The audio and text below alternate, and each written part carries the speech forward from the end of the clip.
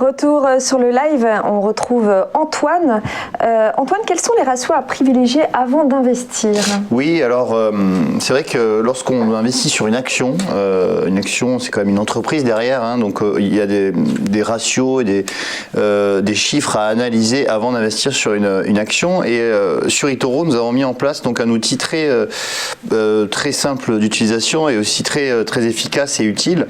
Lorsque vous allez donc, alors je vais prendre une action voilà, au hasard, je vais prendre Apple, hein, que tout le monde connaît. Donc vous tapez Apple dans la barre de recherche. Voilà. On va prendre la plus grosse entreprise qui est cotée sur le marché. Donc lorsque vous avez vous cliquez sur la fiche d'Apple, vous avez 4 onglets ici et celui qui va nous intéresser, c'est l'onglet statistiques. Donc vous cliquez sur statistiques et là vous avez tout un tas de chiffres qui apparaissent.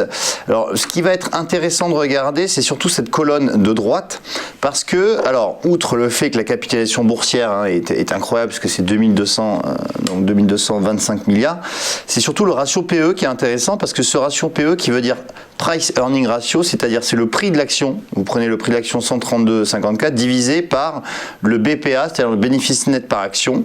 Et avec cette division et ce ratio, vous trouvez donc le ratio PE. Et ça va vous indiquer la cherté d'une action. C'est-à-dire que si un ratio est au-dessus, par exemple, de 40 ou 50, ça veut dire que cette action est très chère. C'est-à-dire que le cours sur bénéfice est très important. Par exemple, Tesla, par exemple, a un ratio PE au-dessus de 1000. Donc là, on voit que l'action est extrêmement chère par rapport à son bénéfice. Bon, là, lorsqu'on regarde Apple, on voit que le PER donc, est aux alentours de 30, 29,74. Donc on voit que l'action est relativement peu cher par rapport à l'ensemble du secteur. Ensuite, ce qui va être intéressant de se regarder aussi, c'est les revenus. Les revenus, c'est le chiffre d'affaires en fait. Donc on voit que le chiffre d'affaires, c'est son chiffre d'affaires annuel.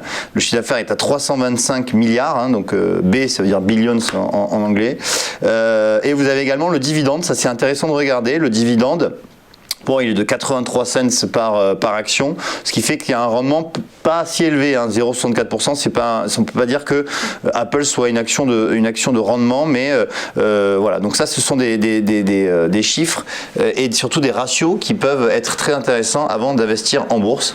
Et pour toutes les sociétés, toutes les actions qui sont cotées, il y en a plus de 1500 actions sur eToro, vous allez avoir cet onglet statistique qui va récapituler donc capitalisation boursière, ratio PE, chiffre d'affaires, bénéfice net par action et dividendes. Et c'est updaté, j'imagine. Et c'est updaté tous les jours en fonction du cours de l'action, puisque ce cours varie tous les jours. D'accord. Voilà. Merci Antoine. Avec plaisir. Bientôt.